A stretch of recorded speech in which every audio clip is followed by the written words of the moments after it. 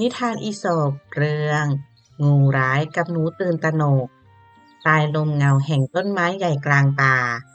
มีโพรงเล็กๆซ่อนอยู่ใต้รากไม้พันกันเป็นปมโพรงแห่งนั้นคือบ้านของเราหนูตัวเล็กตัวน้อยหลายสิบตัวที่อยู่รวมกันอย่างสงบสุขทุกวันพวกมันจะออกหากิน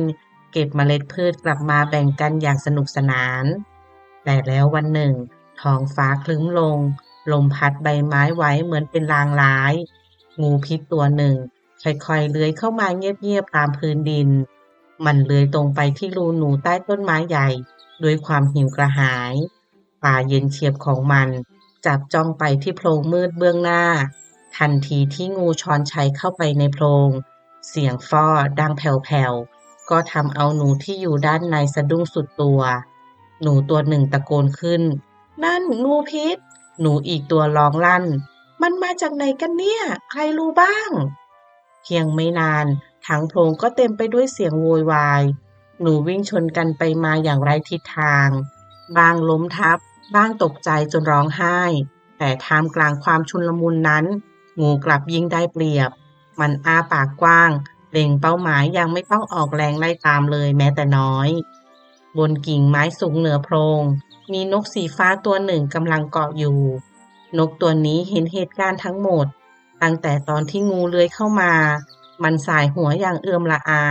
กับความโกลาหลที่เกิดขึ้นในโพรง นกจึงตะโกนลงไปว่า พวกเจ้าเอะอะอะไรกันนะ จะมาจากไหนก็ไม่สำคัญหรอก สิ่งที่สำคัญคือมันเป็นงู และมันอันตราย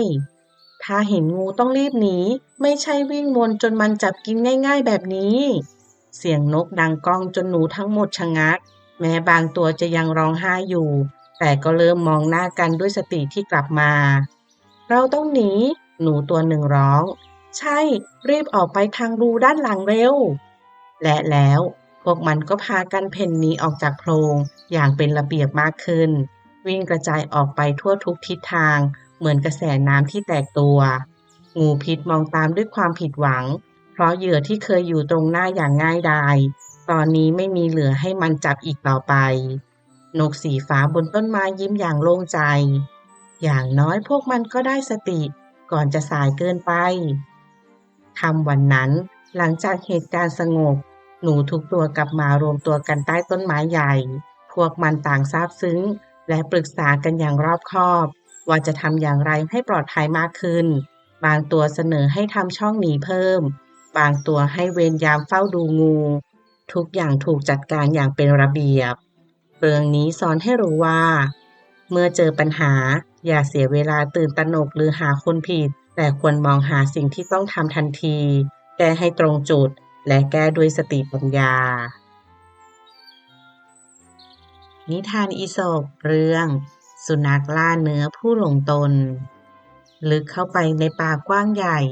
ป่าที่แสงแดดแทบส่องไม่ถึงพื้นดิน มีสุนัขล่าเนื้อฝูงหนึ่ง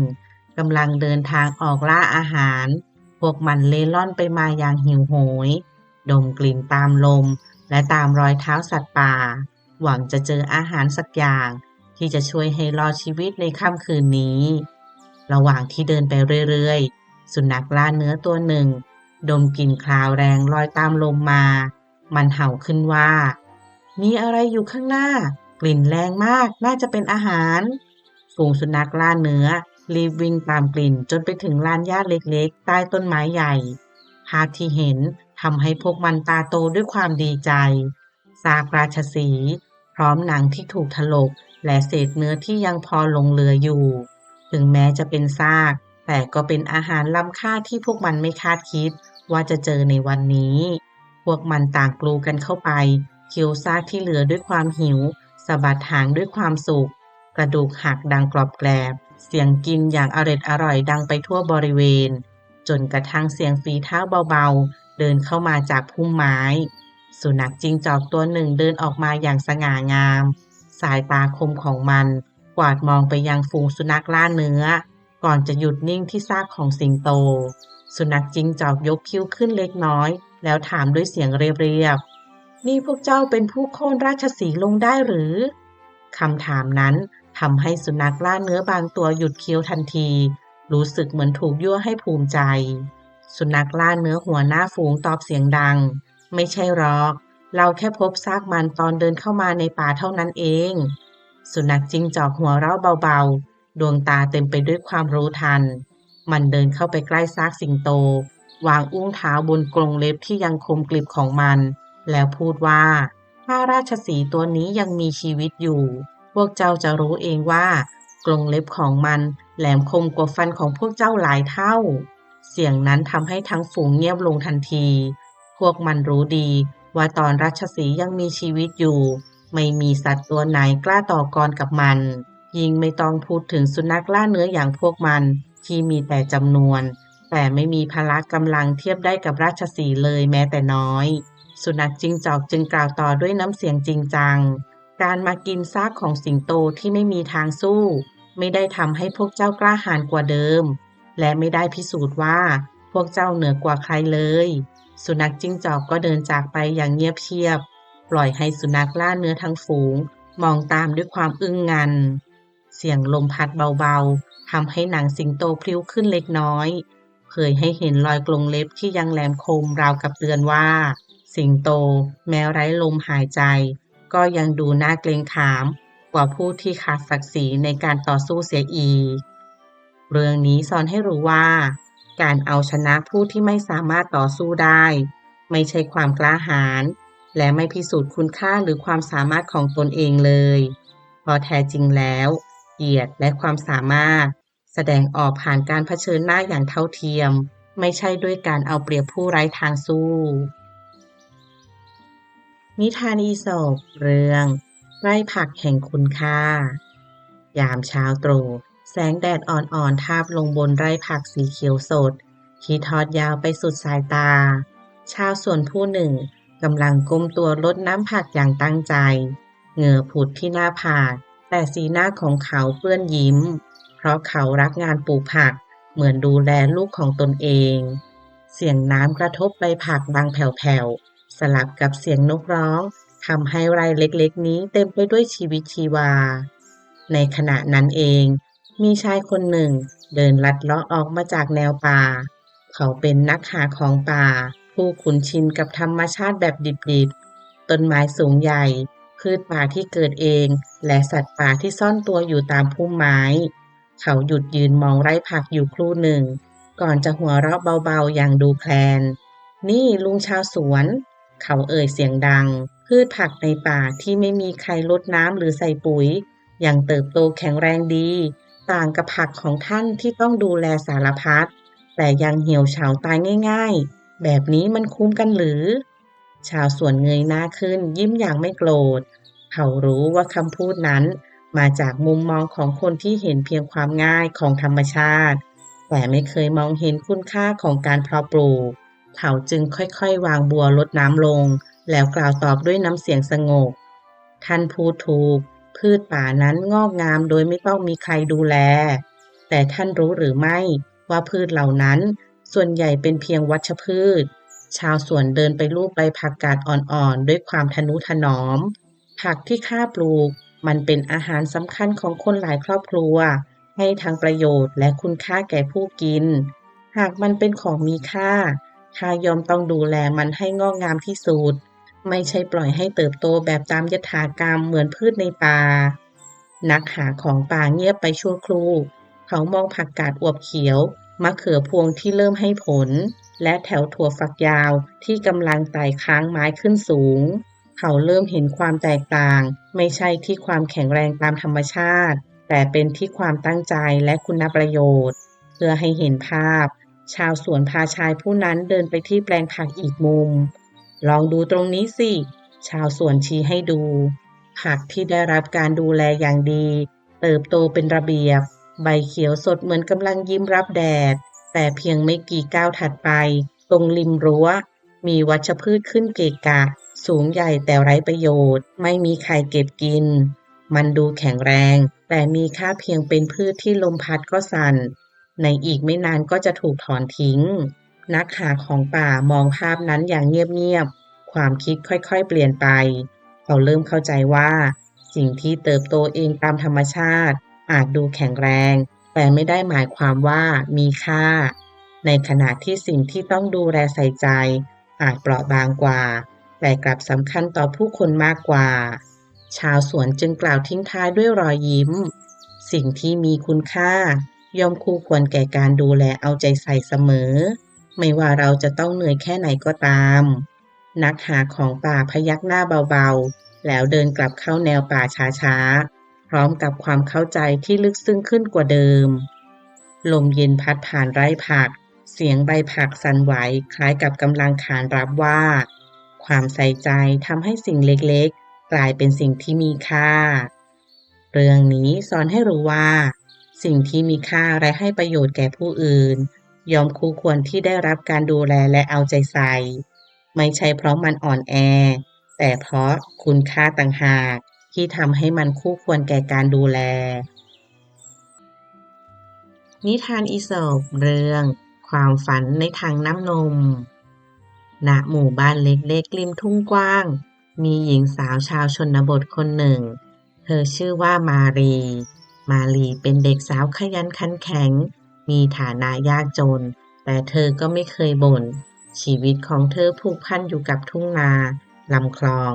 และฝูงสัตว์เลี้ยงของครอบครัวมาตั้งแต่เล็กเช้าวันหนึ่ง อากาศแจ่มใสลมอ่อนๆพัดผ่านทุ่งหญ้าส่งกลิ่นดินหลังฝนตกให้ลอยมาแตะจมูกมารีแต่งตัวเรียบร้อยเตรียมนำถังน้ำนมสดจากวัวที่บ้านไปขายที่ตลาดในหมู่บ้านข้างๆเธอยกถังน้ำนมขึ้นเทินบนศีรษะอย่างคล่องแคล่วก่อนจะออกเดินไปตามทางเดินทั้งสองข้างทางเต็มไปด้วยต้นไม้และเสียงนกร้องระหว่างเดิน มาลีก็เริ่มเผลอฝันกลางวันเหมือนเช่นเคย เสียงกรอบแกรบของใบไม้ภายใต้ฝ่าเท้าเหมือนจะกลายเป็นทำนองประกอบให้กับความคิดหวานๆของเธอ ถ้าเราขายนมถังนี้ มาลีคิดในใจด้วยความตื่นเต้น เงินที่ได้เราจะเอาไปซื้อไข่ไก่สัก300ฟองเผื่อเสียเผื่อโดนนกกาหรือพังพรขโมยกิน อย่างน้อยก็คงเหลือ250ฟอง เป็นลูกไก่ตัวน้อยๆที่ส่งเสียงเจี๊ยวจ้าวเต็มร้านบ้าน เธอจินตนาการเห็นลูกไก่วิ่งไล่ตามกันป่วนไปทั่ว และโตขึ้นเป็นไก่ตัวอ้วนสมบูรณ์ขนสวยเป็นประกายเมื่อต้องแสงแดด ถ้าขายไก่ช่วงปีใหม่ มาลีคิดจนตาเป็นประกาย เราคงได้เงินเยอะ พอซื้อเสื้อผ้าสวยๆสักชุด ใส่ไปงานรื่นเริงประจำปี เธอเห็นภาพตัวเองในชุดผ้าทอมือสวยงาม เดินยิ้มอย่างสง่าท่ามกลางแสงไฟงานวัด วงดนตรีพื้นบ้านบรรเลงเพลงสนุกสนาน มีชาวบ้านปรบมือเต้นรำกันอย่างล่าเริง บรรดาชายหนุ่มต้องมองเราตาไม่กระพริบแน่ๆ และเขาก็จะพากันเข้ามาขอเราเป็นคู่ครอง แต่เราจะไม่ตกลงง่ายๆหรอกนะ ต้องเชิดนิดหน่อยจะได้ดูมีความหมาย หญิงสาวแกล้งเชิดคอขึ้น แล้วสายศีรษะเบาๆ ตามบทละครในความคิด ภาพฝันหวานยังคงสวยงาม ราวกับโลกทั้งใบถูกโรยด้วยกลีบดอกไม้ เธอเดินยิ้มกลิ่มไปตามทางโดยไม่รู้ตัว จังหวะที่เธอสายหัวเบาๆ ตามจินตนาการถังน้ำนมที่อยู่บนศีรษะก็เอียงเอนเธอไม่ทันได้จับเพราะกำลังมัวหัวเราะกับภาพฝันหวานในหัวเล่งถังน้ำนมหล่นไปกระแทกกับพื้น น้ำนมสีขาวกระจายไหลเป็นทาง ซึมลงดินอย่างรวดเร็ว เหมือนสายน้ำที่ไม่มีวันย้อนกลับ มาลียืนนิ่ง มองน้ำนมที่กำลังหายไปตรงหน้า ความฝันเรื่องลูกไก่เสื้อสวย งานลื่นเริง และชายหนุ่มทั้งหลายพังทลายลงในพริบตาเดียว เธอรู้สึกใจหาย แต่ก็ได้เพียงถอนหายใจยาวๆ เมื่อกลับถึงบ้าน มาลีเล่าเหตุการณ์ให้แม่ฟัง แม่เพียงลูบหัวศีรษะลูกเบาๆ แล้วพูดด้วยรอยยิ้มใจดีว่า ฝันน่ะดีเสมอ แต่ต้องลงมือทำด้วยนะลูก มัวแต่ฝันกลางวันอย่างเดียว ไม่ช่วยให้อะไรสำเร็จขึ้นมาได้หรอก มาลีฟังแล้วก็เข้าใจ เธอจึงสัญญากับตัวเองว่า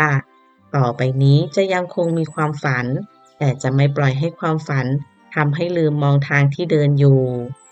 เรื่องนี้สอนให้รู้ว่า อย่ามัวแต่เพ้อฝัน แต่ควรลงมือทำด้วย จึงจะทำให้ความฝันนั้นเป็นจริง นิทานอีสปเรื่องแม่กวางกับสิงโตในผืนป่าอันกว้างใหญ่ที่ต้นไม้สูงเสียดฟ้าปกคลุมจนล่มครึ้มเสียงลมพัดใบไม้ดังกรอบแกรบผสมกับเสียงนกน้อยร้องเรียกกันอย่างเจ้ยแจ้วเป็นโลกที่ทั้งสงบงามและอันตรายแอบซ่อนอยู่ทุกมุมในเช้าวันหนึ่งแม่กวางตัวสวยกำลังก้มกินหญ้าอ่อนริมลำธารแสงสะท้อนบนผิวน้ำระยิบระยับราวกับอัญมณีเธอไม่รู้เลยว่า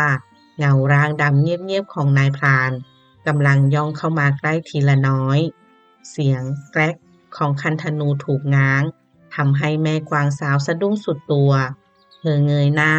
แล้วเห็นนายพรานเล็งธนูตรงมาที่เธอพอดีหัวใจของแม่กวางเต้นแรงราวกับจะทะลุอกทันทีที่เสียงธนูปั้งดังขึ้น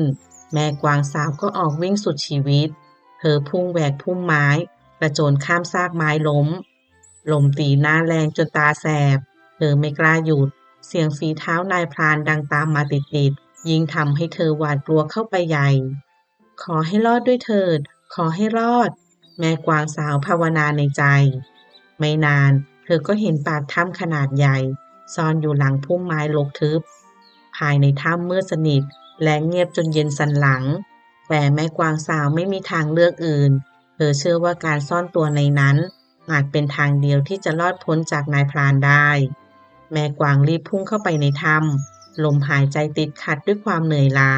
เธอซ่อนตัวอยู่ด้านในสุดพลางหูผึ่งฟังเสียงภายนอกเสียงฝีเท้าของนายพรานค่อยๆหายออกไปจนที่สุดก็เงียบสนิทเรารอดแล้วแม่กวางสาวพึมพำกับตัวเองอย่างโล่งใจแต่สิ่งที่เธอไม่รู้ก็คือถ้ำแห่งนี้เป็นที่อยู่ของสิงโตผู้หิวโหยเจ้าสิงโตกำลังนอนนิ่งในความมืดดวงตาคมส่องประกายเหมือนสองก้อนไฟมันเห็นแม่กวางเดินเข้ามาโดยไม่รู้ตัวและไม่เคยมีเหยื่อไหนเดินเข้ามาใกล้ขนาดนี้สำหรับสิงโตการปรากฏตัวของแม่กวางคือของขวัญชั้นเลิศที่มาให้ถึงที่แม่กวางสาวยังคงยืนหอบไม่รู้เลยว่าสายตาที่คมกริบกำลังจ้องเธออยู่จากความมืดลึกด้านหลังเพียงเสี้ยววินาทีเสียงคำรามต่ำๆดังขึ้นจากข้างหลังแม่กวางสาวหันกลับไปช้าๆและได้เห็นเงาร่างใหญ่โตของสิงโตพุ่งเข้าใส่เต็มแรงเธอร้องสุดเสียงแต่ก็ไม่ทันแล้วกรงเล็บแหลมคมของราชาประปบเธอลงกับพื้นความเจ็บแปลบเล่นไปทั่วร่างแม่กวางพยายามดิ้นแต่แรงของสิงโตเหนือกว่าเกินเปรียบโดยเสียงแผ่วเบาเธอลำพึงกับตัวเองช่างน่าเศร้าเหลือเกินอุตส่าห์หนีจากมนุษย์มาแล้วแต่กลับต้องมาตกเป็นเหยื่อของสิงโตเสียได้และไม่นานเสียงของเธอก็เงียบลง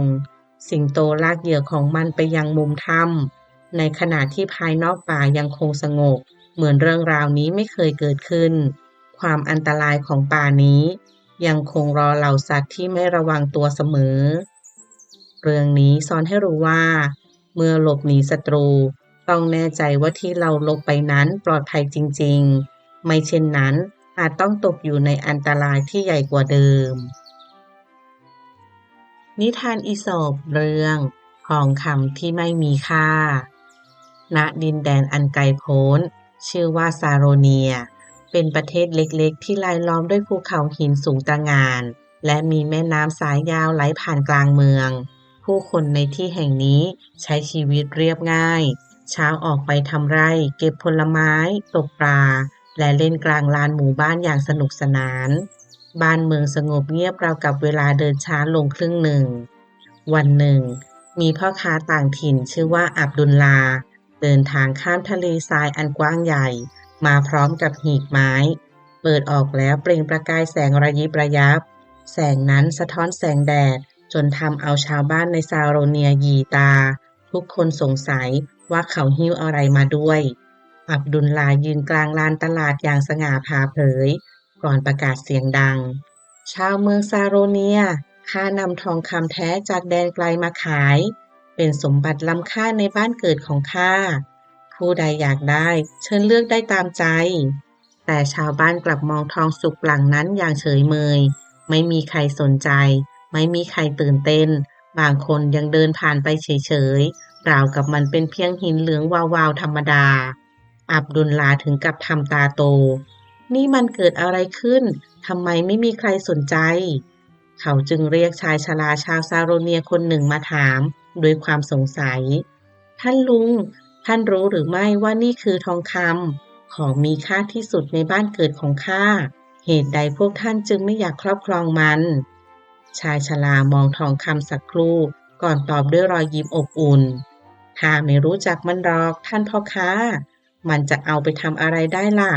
ใช้หุงต้มก็ไม่ได้ใช้ถางป่าก็ไม่ได้เอาติดตัวเดินป่าก็หนักอีกพวกเราเลยไม่รู้สึกว่ามันมีค่าต่อชีวิตคำตอบนั้นทำให้อับดุลลายืนอึ้งเขาไม่เคยนึกมาก่อนว่าโลกนี้จะมีประเทศที่ไม่เห็นค่าทองคำถ้าอย่างนั้นพ่อค้าเอ่ยขึ้นด้วยความอยากรู้ของที่มีค่าที่สุดในประเทศของท่านคืออะไรบอกข้าหน่อยเถิดชายชรามองไปรอบๆก่อนชี้ไปยังพื้นลานกลางหมู่บ้านที่มีหินกลมๆสีเทาหลากหลายก้อนวางอยู่มันคือก้อนกรวดนี่แหละอับดุลลาถึงกับผงะเขานึกว่าชายชราพูดเล่นแต่คนในหมู่บ้านต่างพยักหน้าเห็นด้วยก้อนกรวดของธรรมดาธรรมดานี่หรือ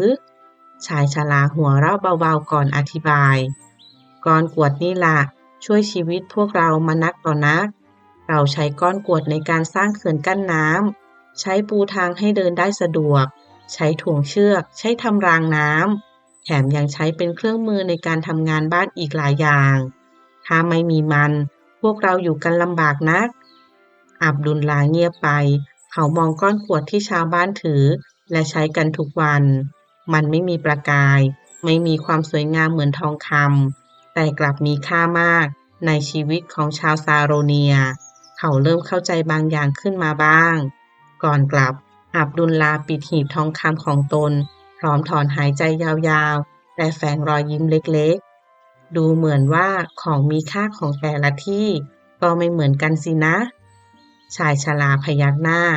ใช่แล้วท่านพ่อค้าสิ่งที่เราเห็นว่ามีค่าบางทีอาจไม่มีความหมายใดๆในสายตาคนอื่นเลยก็ได้แต่ของที่คนอื่นมองข้ามอาจมีค่าต่อเรามากที่สุดเช่นกันเรื่องนี้สอนให้รู้ว่าอย่ายึดติดกับสิ่งที่เราคิดว่ามีค่าเพราะในสายตาคนอื่นสิ่งนั้นอาจไม่มีค่าหรือไม่จำเป็นเลยความค่าย่อมต่างกันขึ้นอยู่กับมุมมองและความจำเป็นของแต่ละคนนิทานอีสปเรื่องสิงโตหัวล้านกับวิกเจ้ากรรมในทุ่งหญ้ากว้างแห่งหนึ่งมีสิงโตแก่ตัวหนึ่งแม้จะเคยเป็นเจ้าป่าในวัยหนุ่มแต่เมื่ออายุมากขึ้นขนแผงคออันรุ่งเรืองของมันกลับล่วงหายไปทีละเส้นจนท้ายที่สุดหัวของมันก็กลมเกลี้ยงราวกับลูกบอลเงาวับสิงโตเฒ่ารู้สึกอายเวลาเดินผ่านสัตว์ตัวอื่นเพราะพวกมันมักกระซิบกันว่านั่นสิงโตหรือก้อนหินกลมๆกันนะหรือลมพัดนิดเดียวฝนก็ปลิวหมดแล้วละมั้งวันหนึ่งสิงโตเฒ่าก็คิดหาทางแก้ปัญหามันเดินไปตลาดของสัตว์ป่าแล้วพบกับร้านขายของมือสองที่นั่นเองมันเห็นวิกผมของลิงบาบูนวางอยู่ขนหยิกฟูสีเข้มและดูดีในสายตาของสิงโตเฒ่าอย่างยิ่งสิงโตเฒ่าลองสวมวิกแล้วส่องในแอ่งน้ำโอ้โหนี่มันสง่างามอีกครั้งมันยิ้มอย่างภูมิใจจนแก้มพองแล้วตัดสินใจซื้อมันกลับบ้านทันทีวันต่อมาสิงโตเฒ่าออกเดินเล่นด้วยความมั่นใจก้าวเดินอย่างองอาจเหมือนวัยหนุ่มกลับมาอีกครั้งขนวิกฟูไหวตามลมเบาๆดูราวกับเป็นเจ้าป่าผู้สง่างามระหว่างที่เดินไปเรื่อยๆมันก็เจอสิงโตสาวเธอขึ้นชื่อว่าเป็นสิงโตสาวผู้มีเสน่ห์และใจดีสิงโตเฒ่าเห็นแล้วหัวใจก็เต้นแรงเหมือนกลองรัวมันคิดในใจว่าวันนี้แหละข้าต้องสร้างความประทับใจให้เธอสิงโตเฒ่าจึงยืดอกสูดหายใจลึกและส่งรอยยิ้มกว้างที่สุดเท่าที่สิงโตจะทำได้จากนั้นจึงก้าวเข้าหาเธออย่างนุ่มนวลแต่ก่อนที่สิงโตเฒ่าจะพูดคำแรกลมแรงก็พัดวูบขึ้นมาทันทีวิกผมบนหัวมันปลิวสูงขึ้นไปเหมือนใบไม้หมุนติ้วๆลอยข้ามพุ่มหญ้า ก่อนจะตกลงไปใส่หลังยีราฟตัวหนึ่งซึ่งงงจนทำหน้าเหวอสิงโตเฒ่ายืนตัวแข็งหัวที่ไม่มีขนสักเส้นก็โผล่พ้นออกมาเต็มๆสิงโตสาวมองเห็นชัดเจนราวกับดวงอาทิตย์กำลังส่องให้ดูโดยเฉพาะสิงโตเฒ่าอายจนหน้าแดงแต่มันรู้ว่าหนีคงไม่ได้จึงกลั้นใจยิ้มอายๆแล้วพูดว่าไม่แปลกหรอกที่คนของผู้อื่นจะไม่ยอมอยู่กับข้าในเมื่อคนของข้าเองมันก็ยังไม่อยากอยู่ด้วยเลยฮ่าฮ่าฮ่าสิงโตสาวยืนนิ่งไปครู่หนึ่งก่อนจะหัวเราะออกมาเบาๆเสียงหัวเราะของเธออ่อนโยนจนทำให้สิงโตเฒ่ารู้สึกสบายใจเธอพูดว่าอย่างน้อยเจ้าก็ยังมีอารมณ์ขันนะแพงคนลดลงแต่หัวใจเจ้ายังไม่แก่เลยล่ะคำพูดนั้นทำให้สิงโตเฒ่ายิ้มกว้างอย่างภาคภูมิใจลมที่พัดวิกผมปลิวไปในวันนี้กลับกลายเป็นเหตุที่ทำให้ทั้งสองได้รู้จักกันดีขึ้นเรื่องนี้สอนให้รู้ว่าอารมณ์ขันสามารถผ่อนคลายสถานการณ์น่าอายและทำให้เรื่องที่ดูผิดพลาดกลายเป็นเรื่องดีๆได้เสมอนิทานอีสปเรื่องชาวสวนกับต้นแอปเปิลณหมู่บ้านเล็กๆแห่งหนึ่งซึ่งตั้งอยู่ริมเนินเขาเขียวชอุ่มมีชาวสวนผู้หนึ่งเขาเป็นคนขยันตั้งใจทำงานทุกวันเขาปลูกต้นแอปเปิลไว้เต็มสวนหวังว่าวันหนึ่งจะได้เก็บผลแอปเปิลหวานๆมาขายสร้างรายได้ให้ครอบครัวแต่แล้วปีเล่าต้นแอปเปิลทุกต้นกลับไม่ออกผลเลยสักลูก ใบก็มีดอกก็พอเห็นบ้างแต่ผลแอปเปิลที่รออยู่กลับไม่เกิดขึ้นสักครั้งเดียวชาวสวนเริ่มท้อใจมากขึ้นทุกวันหนึ่งเขาจึงตัดสินใจว่าถ้ามันไม่ให้ผลก็ไม่จำเป็นต้องมีมันอีกต่อไปชาวสวนจึงคว้าขวานด้ามใหญ่เดินเข้าไปในสวนโดยความคิดจะตัดต้นแอปเปิลทั้งหมดทิ้งให้สิ้นเรื่องทันทีที่ชาวสวนเงื้อขวานขึ้น พวกนกที่อาศัยอยู่บนกิ่งไม้ก็บินว่อนแตกตื่นแมลงตัวเล็กๆก็พากันล่อนไปมาอย่างตกใจไม่นานนักเสียงเจยแจ้วของนกตัวหนึ่งก็ดังขึ้นได้โปรดเถิดท่านชาวสวนต้นไม้พวกนี้เป็นบ้านของพวกเราหากท่านเก็บมันไว้พวกเราจะร้องเพลงให้ท่านฟังทุกวันนะแมลงตัวจิ๋วเองก็บินมาล้อมหน้าชาวสวนกระพือปีกเบาๆเหมือนจะวิงวอนขอชีวิตต้นไม้เหล่านั้น แต่ชาวสวนสายหน้าต้นไม้ที่ไม่มีผลจะเก็บไว้ทำไมกันเล่าเขาไม่ฟังเสียงร้องขอใดๆและเริ่มลงมือตัดต้นแรกแล้วก็ต้นที่สองเสียงไม้ล้มดังโครมส่วนที่เคยร่มรื่นเริ่มโล่งขึ้นเรื่อยๆในที่สุดชาวสวนเดินมาถึงต้นสุดท้ายต้นนี้ดูเหมือนต้นอื่นทั่วไปแต่เมื่อเขาเข้าไปใกล้กลับพบว่า บนกิ่งไม้สูงมีรังผึ้งรังใหญ่สีทองห้อยอยู่แสงอาทิตย์ยามเย็นส่องกระทบรังผึ้งจนเป็นประกายเหมือนทองคำชาวสวนมองด้วยความประหลาดใจเขาเห็นผึ้งตัวเล็กๆกำลังบินเข้าออกอย่างขยันขันแข็งและด้านล่างของรังผึ้งบางตัวกำลังหิ้วหยดน้ำผึ้งสีอัมพันออกมาวางเรียงอยู่โอ้โหน้ำผึ้งนี่ช่างหอมและมีค่าเหลือเกินชาวสวนพึมพำกับตัวเอง เมื่อลองชิมเขาก็พบว่ามันหวานละมุนจนยิ้มออกเขาไม่เคยรู้เลยว่าต้นแอปเปิลที่ไม่เคยออกลูกต้นนี้กลับเป็นที่มาของน้ำผึ้งชั้นดีทันใดนั้นผึ้งน้อยตัวหนึ่งบินมาหยุดอยู่ตรงหน้าเหมือนกำลังก้มหัวขอบคุณที่ชาวสวนยังไม่ลงขวานใส่ต้นไม้ต้นนี้ชาวสวนจึงได้คิดขึ้นว่าต้นไม้ทุกต้นอาจมีประโยชน์แตกต่างกันแม้จะไม่ออกผลแต่ก็เป็นบ้านของสัตว์ เป็นแหล่งน้ำผึ้งหรือให้ลมเงาแก่ผู้ผ่านไปมาตั้งแต่วันนั้นชาวสวนหยุดตัดต้นไม้ทันที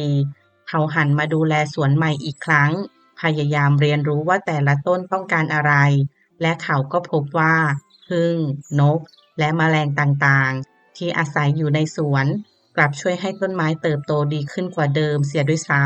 ำไม่นานนักต้นไม้บางต้นก็เริ่มออกดอกมากขึ้น กระทั่งมีผลแอปเปิลลูกแรกเกิดขึ้นในรอบหลายปีชาวสวนยิ้มกว้างกว่าเดิมและรู้สึกขอบคุณธรรมชาติที่ให้บทเรียนสำคัญแก่เขาทุกสิ่งบนโลกนี้มีค่าในแบบของตัวเองเพียงแค่เราต้องหยุดมองและมองให้เห็นประโยชน์ที่แท้จริงของมัน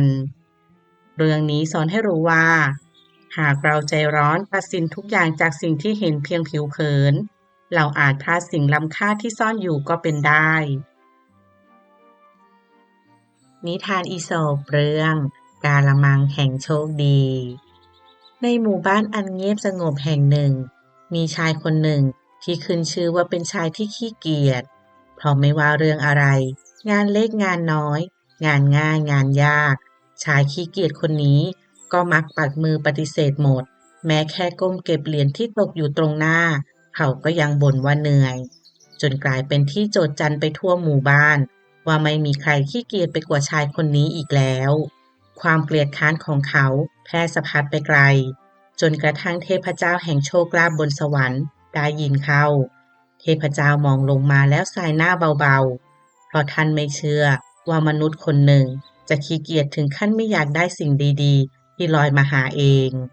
ท่านจึงคิดทดลองดูด้วยตนเองเพื่อพิสูจน์ว่าเรื่องเล่าจะจริงเพียงใดวันรุ่งขึ้นขณะที่ชายขี้เกียจกำลังนอนเงียบอยู่ใต้ต้นไม้เทพเจ้าก็แปลงกายเป็นชายชราผู้ใจดีท่านอุ้มกะละมังใบหนึ่งมาด้วยข้างในเต็มไปด้วยความโชคดีระยิบระยับความโชคดีนั้นไม่ได้มองเห็นเป็นสิ่งของชัดเจนแต่มันเปล่งประกายเหมือนแสงดาวในคืนเดือนหงายใครมองก็รู้ทันทีว่าของในกะละมังนั้นมีค่ามากอย่างบอกไม่ถูกชายชราวางกะละมังลงตรงหน้าชายขี้เกียจก่อนเอ่ยว่าในใจหากเจ้าก้มลงดูสักนิดชีวิตเจ้าจะเปลี่ยนไปตลอดกาลแต่เรื่องที่เกิดขึ้นกลับตรงกันข้ามชายขี้เกียจลืมตาขึ้นนิดเดียวเห็นเพียงว่ามีอะไรสักอย่างวางเกะกะอยู่ตรงหน้าแทนที่จะก้มลงดูเขากลับบ่นด้วยน้ำเสียงขี้เกียจสุดขีดว่าโอ้ยวางอะไรก็ไม่รู้ขวางที่ทางคนจะเดินแล้วก็ลุกขึ้นเหยียบลงไปกลางกาละมังแบบไม่สนใจว่าเป็นอะไรเสียงเพลงดังลั่นความโชคดีสาดกระเซ็นกระจายล่วงหล่นไปทั่วพื้นแสงระยิบระยับค่อยๆจางหายราวกับไม่เคยมีอยู่ชายขี้เกียจไม่แม้แต่จะหันกลับมาดูเขายักไหล่แล้วเดินไปนั่งเงียบที่มุมเดิมด้วยความเกลียดค้านกว่าเดิมเทพเจ้ามองเหตุการณ์ทั้งหมดด้วยความผิดหวังท่านสายหัวแล้วกล่าวเสียงสั่นมนุษย์ผู้นี้ไม่ใช่แค่ขี้เกียจแต่ยังไม่เห็นค่าของสิ่งดีๆแม้จะอยู่ตรงหน้าเขาเองเทพเจ้าจึงยืนขึ้นก่อนเอ่ยถ้อยคำที่เปลี่ยนชะตาชีวิตของชายขี้เกียจคนนี้ไปตลอดกาลถ้าเช่นนั้นเจ้าจงเป็นคนโชคร้ายตลอดไปเถิดเพราะคนที่ไม่ยอมคว้าโอกาสด้วยมือของตนย่อมไม่คู่ควรกับโชคดีใดๆทันใดนั้นลมแรงพัดวูบผ่านชายชราก็หายลับไปจากสายตาทิ้งไว้เพียงกะละมังล้าวใบหนึ่งอยู่ข้างตัวชายขี้เกียจผู้ยังคงนอนหลับไม่รู้เลยว่าชีวิตของเขาเพิ่งจะเปลี่ยนไปอย่างสิ้นเชิงไม่นานนักคนในหมู่บ้านเริ่มสังเกตได้ว่าไม่ว่าชายขี้เกียจทำอะไรมักผิดพลาดหรือโชคร้ายเสมอจะลุกขึ้นเดินก็ดันสะดุดก้อนหินจะเก็บน้ำก็ทำถังตกแตกจะหว่านเมล็ดข้าวก็มีนกมากินหมดก่อนแม้แต่เหรียญที่พื้นเขาก็ก้มลงไม่ทันคนอื่นเก็บไปก่อนตลอดผู้คนจึงพูดกันว่าเพราะความขี้เกียจที่สะสมมานานเขาจึงผลักโชคดีของตนทิ้งไปด้วยมือนั่นเองเรื่องนี้สอนให้รู้ว่าความขี้เกียจไม่เคยนำสิ่งดีๆมาให้ตรงกันข้ามมันทำให้เราพลาดโอกาสที่อยู่ตรงหน้าแม้โอกาสนั้นจะง่ายเพียงแค่ก้มลงเก็บก็ตามนิทานอีสปเรื่องชายอาหรับกับอูฐกลางผืนทะเลทรายอันกว้างใหญ่ไร้เงาไม้และไร้สิ่งมีชีวิตชายอาหรับผู้หนึ่งกำลังเดินทางไปยังเมืองการค้าไกลโพ้นเขานั่งอยู่บนหลังอูฐคู่ใจซึ่งเป็นเพื่อนร่วมทางมานานหลายปีแดดร้อนแรงราวกับเปลวไฟจากสวรรค์ความร้อนระอุสะท้อนจากผืนทรายจนมองเห็นเป็นภาพลวงตาเป็นเงาน้ำระยิบระยับอยู่ไกลๆแต่แน่นอนมันคือภาพลวงตาที่โหดร้ายที่สุดของทะเลทรายชายอาหรับออกเดินทางมาหลายวันจนเจอพายุทรายลูกใหญ่ทำให้เขาหลงทางไม่นานอาหารก็หมดลงน้ำในกระบอกน้ำหยดสุดท้ายก็แห้งผากร่างกายของเขาเริ่มอ่อนแรง จนแม้แต่จะนั่งให้ตรงบนหลังอูฐก็ยังทำไม่ได้ เจ้าอูฐพาเจ้านายเดินไปอย่างช้าๆท่ามกลางลมร้อนที่สาดเข้าหน้าอย่างไม่ปราณีชายอาหรับพึมพำเสียงแผ่วเหมือนคนจะสลบข้าหมดแรงแล้วเจ้าอูฐคงไม่รอดแน่คราวนี้อูฐหันคอไปมองเจ้านายโดยดวงตาที่ดูเหมือนจะเป็นห่วงปนเหนื่อยหน่ายเล็กๆแล้วมันก็พูดขึ้นด้วยเสียงทุ้มๆที่มีความกวนอยู่ในใจอ้าวท่านจะมัวอดอาหารทำไมล่ะก็เอาทองของท่านมากินสิชายอาหรับที่เกือบเป็นลมชะงักไปครู่หนึ่งก่อนจะค่อยๆมองหน้าอูฐตัวเองด้วยความงุนงงทองที่มันพูดถึงก็คือทองแท่งมากมายที่เขาเก็บไว้ในถุงผ้าและคล้องติดไว้กับอานอูฐทรัพย์สินอันล้ำค่าที่เขาภูมิใจยิ่งกว่าสิ่งใดเจ้าอูฐยังไม่หยุดพูดมันสายหัวไปมาแล้วเอียงหน้ามองเจ้านายด้วยสายตากวนๆทองของท่านน่ะของมีค่าไม่ใช่หรืออย่างนั้นก็กินแทนข้าวแทนน้ำซะสิท่านจะได้มีแรงเดินต่อไปไงประโยคนั้นทำให้ชายอาหรับถึงกับหลุดหัวเราะออกมาเบาๆทั้งที่ตัวเองแทบไม่มีแรงเสียงหัวเราะของเขาเหมือนจะผสมกับความตลกความขมขื่นและความเข้าใจในบางสิ่งที่เพิ่งสำนึกได้เขาเอื้อมมือไปแตะถุงทองที่หนักอึ้งหนักจนเกือบทำให้การเดินทางช้าลงหนักจนแบกไปก็มีแต่เพิ่มภาระและที่สำคัญหนักแต่ไร้ประโยชน์ที่สุดในช่วงเวลาที่เขาต้องการเพียงน้ำหนึ่งหยดและอาหารเพียงนิดเดียวชายอาหรับถอนหายใจเบาๆจริงของเจ้าช่างพูดเหมือนอาจารย์แก่ๆเลยนะอูฐเชิดคอขึ้นเล็กน้อยราวกับภูมิใจในความฉลาดของตนเองก่อนจะกล่าวว่าของมีค่าถ้าใช้ไม่ถูกที่ก็ไม่ต่างอะไรกับเศษหินหรอกท่านชายอาหรับหัวเราะอีกครั้งคราวนี้ด้วยความเข้าใจอย่างแท้จริงเขาตัดสินใจโยนทองบางส่วนลงจากอูฐเพื่อลดน้ำหนักและใช้แรงเฮือกสุดท้ายโอบคอเจ้าอูฐไว้แน่นถ้าข้ารอดไปได้เจ้าจะได้กินอินทผลัมอย่างดีทุกวันเลยเจ้าอูฐมีความพอใจอย่างมากที่เจ้านายได้พูดเช่นนั้นแล้วมันก็พาเจ้านายเดินต่อไปด้วยฝีเท้าที่มั่นคงขึ้นกว่าเดิมไม่นานนักเขาก็พบกลุ่มพ่อค้าเล่ที่ตั้งค่ายพักอยู่หลังเนินทรายพวกเขารีบเข้ามาช่วยชายอาหรับด้วยน้ำและอาหารจนเขารอดตายอย่างหวุดหวิดเมื่อเขาฟื้นตัวขึ้นมาชายอาหรับมองถุงทองที่เหลือเพียงเล็กน้อยบนหลังอูฐแล้วพูดกับเจ้าอูฐว่ามูลค่าของสิ่งใดไม่ได้ขึ้นกับว่ามันแพงแค่ไหนแต่ขึ้นกับว่าเราต้องการมันเมื่อไหร่เจ้าอูฐเพียงกระพริบตาเหมือนจะบอกว่าในที่สุดท่านก็เข้าใจสักทีนะเรื่องนี้สอนให้รู้ว่าของที่เราคิดว่ามีค่ามหาศาลบางครั้งก็ไร้ค่าหากใช้ไม่ถูกที่ไม่ถูกเวลาหรือไม่ตอบโจทย์ความจำเป็นในชีวิตเลยแม้แต่น้อยนิทานอีสปเรื่องดอกไม้สองสหายในเช้าอันสดใสของฤดูใบไม้ผลิแสงแดดอ่อนๆส่องลอดกิ่งไม้ลงมายังสวนเก่าแก่แห่งหนึ่งส่วนนี้เป็นที่รู้จักในหมู่ชาวบ้านเพราะมีดอกไม้หลายชนิดผลิบานแทรกสีกันอย่างงดงามราวกับเป็นผืนผ้าใบที่ธรรมชาติเป็นผู้วาดท่ามกลางสวนแห่งนั้นมีดอกบานไม่รู้โรยสีชมพูสดต้นหนึ่งขึ้นอยู่ข้างดอกกุหลาบแดงผู้เลอโฉมทั้งสองยืนเคียงกันมานานหลายฤดูกาลจนเหมือนกลายเป็นเพื่อนสนิทที่เฝ้าดูการเปลี่ยนแปลงของสวนไปด้วยกันบ่ายวันหนึ่งลมพัดโชยกลีบดอกไม้สันละลิกอย่างอ่อนโยนดอกบานไม่รู้โรยมองเพื่อนข้างๆด้วยความชื่นชมตลอดมามันจึงส่งเสียงทักขึ้นอย่างจริงใจเจ้าช่างงดงามเสียจริงกุหลาบเพื่อนรักข้าไม่แปลกใจเลยว่าทำไมมนุษย์ถึงชอบเด็ดเจ้าไปจัดแจกันชื่นชมเจ้าอยู่เสมอข้าอิจฉาในความงามของเจ้าเหลือเกินคำพูดนั้นจริงใจจนทำให้ดอกกุหลาบสั่นไหวเล็กน้อยราวกับมันรับรู้ได้ถึงความน้อยเนื้อต่ำใจของเพื่อน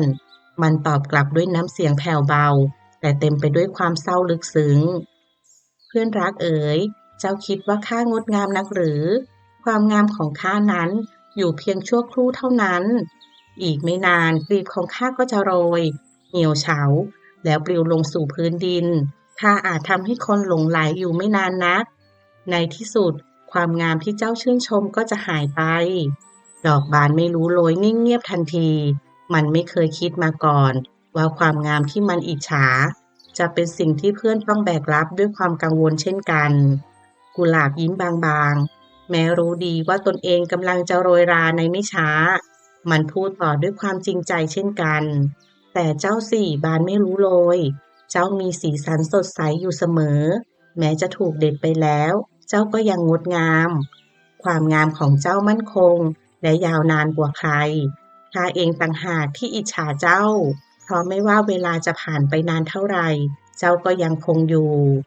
คำพูดนั้นทำให้บานไม่รู้โรยเงยดอกขึ้นเหมือนเพิ่งรู้จักคุณค่าของตนเองเป็นครั้งแรกมันไม่เคยคิดว่าความทนทานของตนเองจะเป็นสิ่งที่ผู้คนชื่นชมเช่นกันลมอ่อนพัดผ่านอีกครั้งดอกไม้ทั้งสองส่งเสียงไหวเบาๆราวกับหัวเราะร่วมกันความอิจฉาที่เคยซ่อนอยู่ในใจของทั้งคู่ค่อยๆสลายกลายเป็นความเข้าใจในส่วนที่เงียบสงบแห่งนั้นดอกไม้สองดอกต่างก็ตระหนักว่าสิ่งที่ดูเหมือนดีกว่าอาจไม่ได้ดีอย่างที่คิด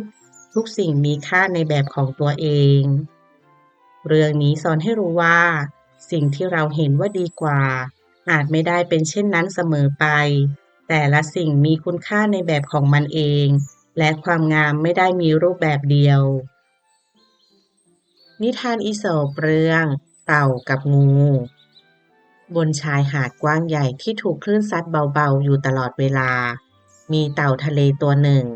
มันเป็นเต่าที่สุขุมรอบคอบและมีนิสัยใจเย็นมาตั้งแต่เล็กทุกปีเมื่อถึงฤดูวางไข่เจ้าเต่าก็จะขึ้นมาที่ชายหาดแห่งนี้เพื่อวางไข่และสร้างชีวิตใหม่ให้แก่ลูกของมันเช้าวันนั้นแดดอ่อนๆสาดลงบนพื้นทรายสีทอง เจ้าเต่าค่อยๆขุดหลุมด้วยคลีปอย่างช้าๆแต่มั่นคงกว่าหลุมจะลึกพอสำหรับลูกน้อยก็ใช้เวลานานพอตัวจากนั้นมันจึงออกไข่ทีละฟองอย่างทนุถนอมราวกับวางความหวังของชีวิตลงไปในทรายอุ่นๆเมื่อวางไข่เสร็จเจ้าเต่าก็เริ่มใช้คลีปกลบทรายทับไข่ทุกฟองอย่างระมัดระวังมันกลบจนแน่นพอดีไม่แน่นเกินไปจนลูกเต่าออกไม่ได้ และไม่หลวมเกินไปจนศัตรูดมกลิ่นเจอได้ง่ายในขณะกำลังก้มหน้ากลบทรายอยู่นั้นงูทะเลตัวหนึ่งเลื้อยผ่านมาพอดีงูตัวนี้ขึ้นชื่อว่าเป็นสัตว์ที่ช่างสงสัยชอบถามทุกเรื่องที่มันเห็นแต่กลับไม่ค่อยคิดให้ลึกซึ้งสักเท่าไหร่เจ้างูเหลือบตามองเต่าแล้วถามขึ้นทันทีด้วยเสียงขี้สงสัยเต่าเอ๋ยเหตุใดจึงกลบลูกของเจ้าด้วยทรายแบบนั้นล่ะ เจ้าคิดซ่อนพวกเขาทำไม เจ้าเต่าหยุดทำงานหันมาอย่างใจเย็นแล้วตอบว่าข้ากลบไข่ลูกของข้าเพื่อป้องกันอันตรายจากศัตรูทั้งหลาย เจ้างูหันซ้ายหันขวาสายหัวเบาๆพร้อมพูดอย่างถือดีศัตรูอย่างนั้นหรือข้าเลื้อยดูทั่วแล้วไม่เห็นมีอันตรายสักอย่างไม่มีนกไม่มีปูไม่มีสัตว์กินไข่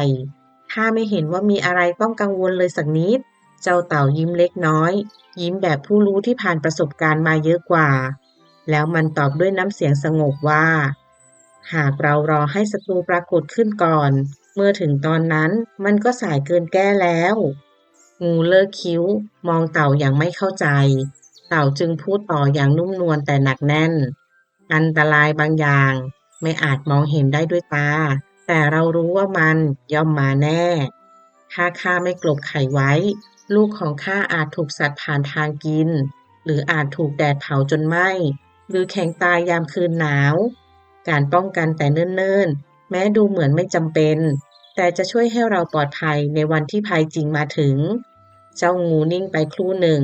แต่ไม่นานมันก็หัวเราะเบาๆอย่างประมาทโอ้ยข้าคิดว่าเจ้าเป็นห่วงมากเกินไปทั้งนั้นแหละอันตรายยังไม่มาก็ไม่ต้องเตรียมอะไรมากมายหรอก แล้วมันก็เลื้อยจากไปอย่างไม่ใส่ใจ เจ้าเต่าไม่โกรธไม่เถียง มันแค่หันกลับไปกลบทรายจนเสร็จสมบูรณ์ แล้วจึงลากตัวช้าๆกลับไปยังทะเลกว้างอย่างสบายใจ พอรู้ดีว่ามันได้ทำหน้าที่ของพ่อแม่อย่างดีที่สุดแล้ว หลายวันต่อมาฝูงนกอพยพมาหาอาหารที่ชายหาด พวกมันขุดทรายทั่วบริเวณเพื่อหาของกิน แต่ไข่ของเจ้าเต่ากลับปลอดภัยและถูกกลบซ่อนอย่างดี ส่วนไข่ของเต่าบางตัวที่ไม่กลบให้แน่นพอก็ถูกนกพบและกินหมดในพริบตา ทางด้านเจ้างูเองก็ต้องเผชิญกับอันตรายที่มันไม่เคยคาดคิด มันถูกเหยี่ยวตัวใหญ่โฉบลงมาหาอย่างกระทันหัน เพราะมันไม่เคยระวังตัวและไม่เชื่อในคำของเต่า โชคดีมันหนีรอดไปได้ แต่ก็เกือบเสียชีวิตเสียแล้ว วันนั้นมันได้แต่นึกถึงคำของเจ้าเต่าที่ว่า ถ้ารอให้ภัยมาถึงก่อน เราก็ป้องกันไม่ทัน แล้วจะเสียใจภายหลัง คำพูดนั้นสะท้อนกล้องอยู่ในหัวของมันนานแสนนาน เรื่องนี้สอนให้รู้ว่า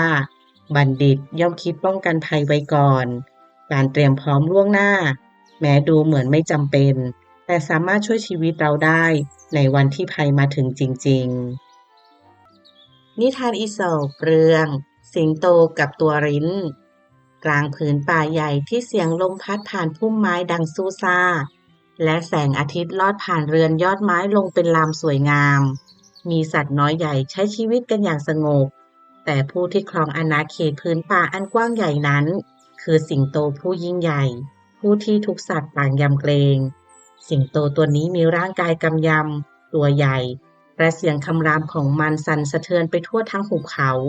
แต่ถึงจะยิ่งใหญ่เพียงใด ก็มีบางสิ่งที่ทำให้มันรำคาญที่สุดในโลก นั่นก็คือเจ้าแมลงริ้นตัวจิ๋วที่ชอบบินหึ่งๆอยู่รอบหัวของมัน วันหนึ่ง สิงโตกำลังนอนพักอยู่บนลานหินท่ามกลางแสงแดดอุ่นพอดี ทันใดนั้นก็มีเสียงหึ่งเบาๆดังวนอยู่เหนือหัวของมัน ริ้นตัวหนึ่งกำลังบินวนไปมาอย่างกวนประสาท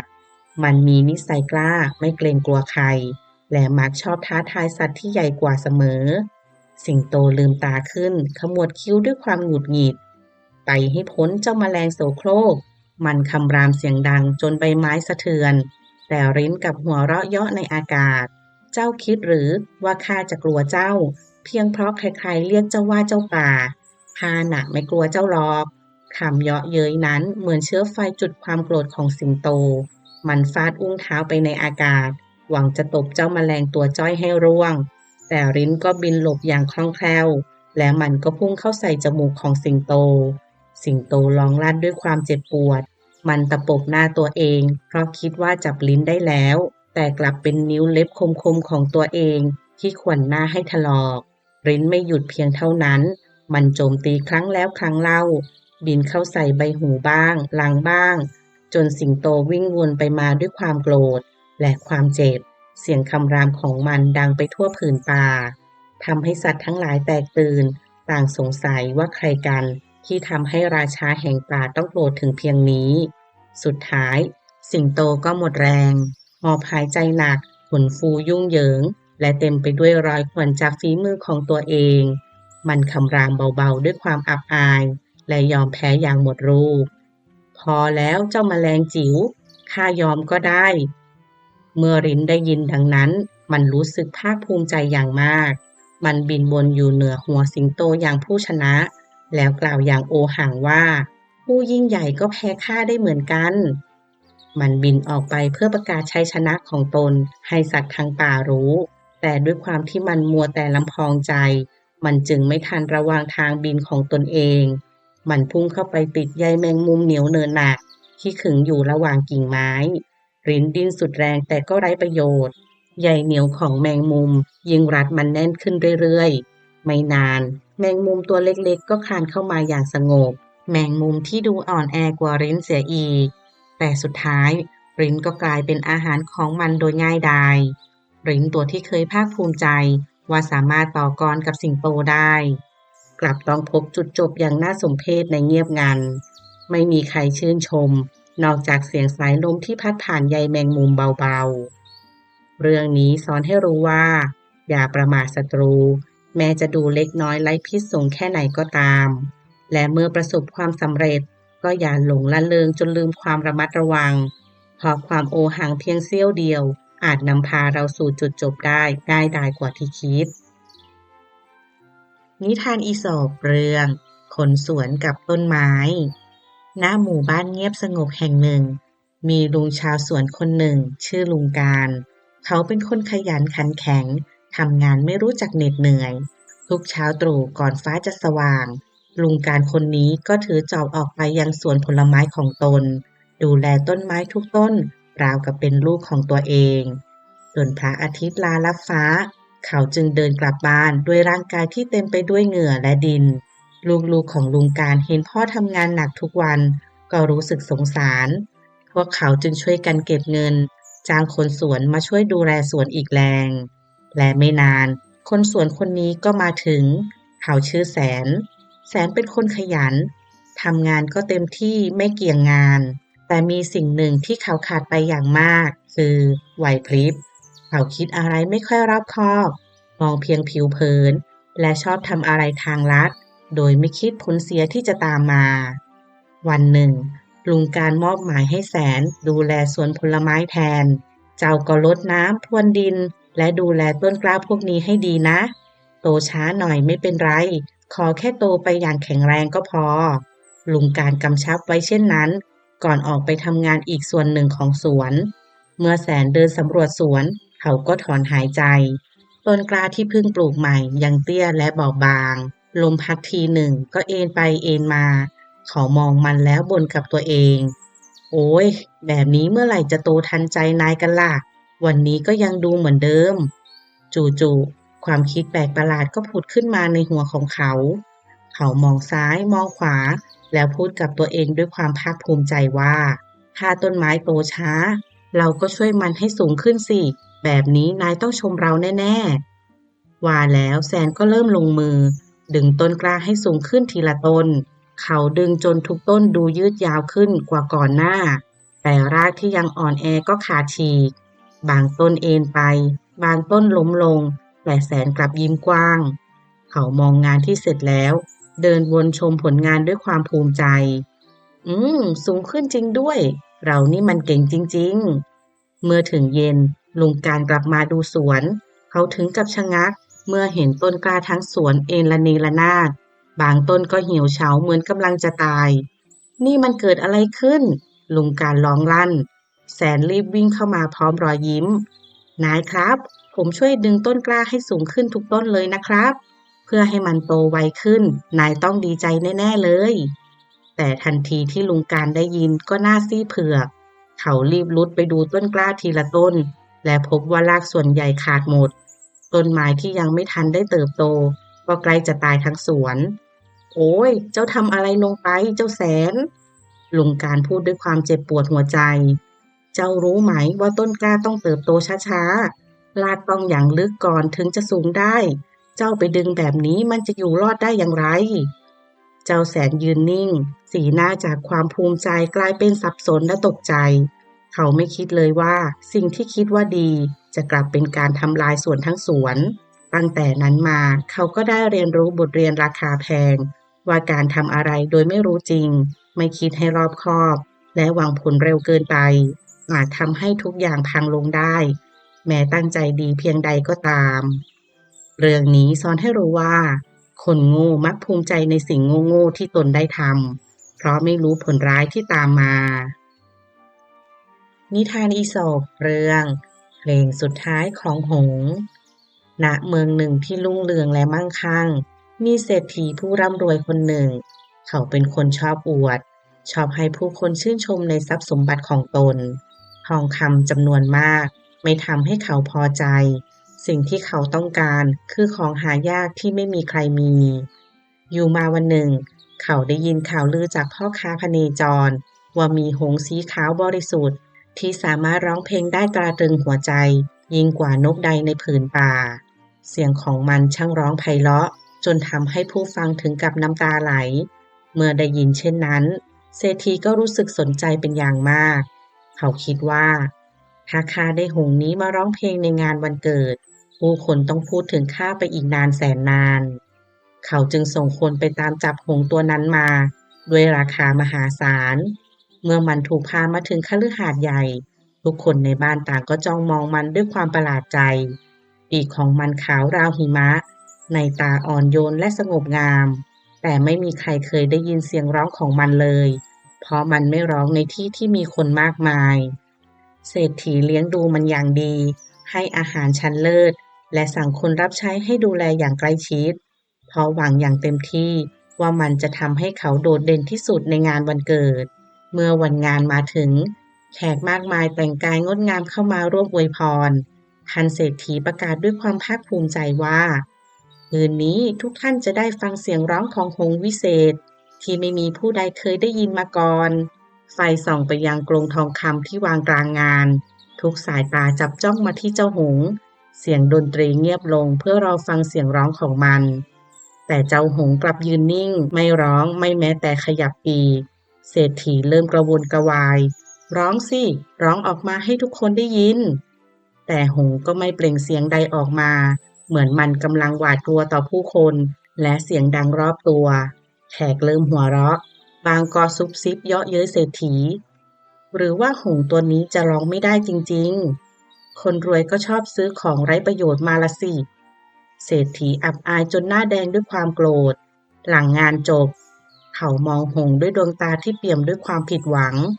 เจ้าไร้ค่าจริงๆข้าเสียเงินไปตั้งมากแต่เจ้าไม่ทำตามที่ข้าต้องการแม้แต่นิดหลายวันต่อมาความโกรธของเขายิ่งทวีขึ้นในที่สุดเขาก็สั่งคนรับใช้เอาตัวมันไปฆ่าซะข้าไม่ต้องการสัตว์ที่ไร้ประโยชน์เช่นนี้อีกแล้วเจ้าหงส์ได้ยินคำสั่งก็สะดุ้งด้วยความหวาดกลัวมันรู้ดีว่าชีวิตของมันกำลังจะจบลงมันหลับตาสูดหายใจลึกและส่งเสียงร้องออกมาเสียงที่โศกเศร้าละมุนและงดงามอย่างที่สุดท่วงทำนองของมันลอยไปทั่วคฤหาสน์ราวกับเพลงที่เล่าเรื่องชีวิตทั้งหมดของมันคนรับใช้ชะงักน้ำตาไหลยังไม่รู้ตัวแม้แต่เศรษฐีเองก็ยืนนิ่งฟังด้วยหัวใจที่สั่นไหวเขาเพิ่งได้ยินว่าเสียงของหงส์งดงามยิ่งกว่าที่ล่ำลือมานักแต่ก็เป็นเพียงเพลงสุดท้ายก่อนตายเมื่อหงส์ร้องจบมันทรุดลงด้วยความเหนื่อยล้าเศรษฐีจึงตระหนักถึงความผิดพลาดของตนเขาใช้ความคาดหวังและความอวดดีบีบคั้นสัตว์ที่ต้องการเพียงความสงบแต่ความรู้สึกผิดของเขานั้นมันช้าเกินไปเพราะเจ้าหงส์ไม่อาจกลับมาร้องเพลงให้โลกฟังได้อีกแล้วเรื่องนี้สอนให้รู้ว่าถ้าไม่รู้จักทำตัวให้เป็นประโยชน์หรือไม่แสดงคุณค่าในเวลาที่ควรก็ย่อมไม่มีใครต้องการและยังสอนอีกว่าอย่าบีบคั้นผู้อื่นด้วยความคาดหวังของตนเองเพราะบางครั้งความงดงามต้องการพื้นที่อิสระจริงๆจึงจะเปล่งประกายออกมานิทานอีสปเรื่องหนูพุงกลางกับตะกร้าข้าวโพดในเช้าฤดูใบไม้ร่วงอันสดใสลมเย็นพัดผ่านต้นข้าวโพดที่สูงตระหง่านอยู่ริมไร่เสียงใบข้าวโพดเสียดสีกันเบาๆคล้ายเพลงธรรมชาติทำให้สัตว์เล็กสัตว์น้อยออกมาหาอาหารกันอย่างคึกคักท่ามกลางพุ่มไม้ข้างรั้วไร่มีหนูน้อยผอมแห้งตัวหนึ่งเดินสอดสายตาหาอาหารมันหิวโซมาตั้งแต่เมื่อคืนเพราะหาอะไรตกถึงท้องแทบไม่ได้เลยถ้าหาอาหารได้สักคำในวันนี้ก็คงดีมันพึมพำกับตัวเองก่อนจะสะดุดตาเข้ากับตะกร้าข้าวโพดสารด้วยหวายที่วางอยู่ริมลานกลิ่นหอมหวานของข้าวโพดลอยออกมาจากช่องสารเล็กๆหนูน้ำลายสอทันทีและหัวใจเต้นแรงด้วยความตื่นเต้นภายในตะกร้ามีฝักข้าวโพดอ้วนๆมากมายกองเต็มไปหมดยอดเยี่ยมดินแดนแห่งความอร่อยอยู่ในนี้เองมันรีบหาช่องที่พอจะลอดเข้าไปได้และพบช่องแคบๆช่องหนึ่งเล็กเสียจนต้องหายใจลึกและบีบตัวจนเหลือเท่ากับก้านไม้ท้ายที่สุดมันก็ฝืนตัวลอดเข้าไปได้สำเร็จเมื่อเข้าไปถึงด้านในหมูตาโตด้วยความดีใจฝักข้าวโพดอวบเหลืองนอนเรียงรายราวกับเพชรพลอยในหีบสมบัติมันไม่รอช้ารีบกัดอย่างอร่อยกินไปเรื่อยๆจนเสียงกรอบแกรบดังไม่หยุดเวลาผ่านไปไม่นานพุงของมันก็ป่องจนตึงจนดูเหมือนลูกบอลกลมๆลูกหนึ่งเสียมากกว่าเจ้าหนูตัวเดิมอิ่มจังแค่พักแป๊บเดียวแล้วค่อยออกไปก็พอ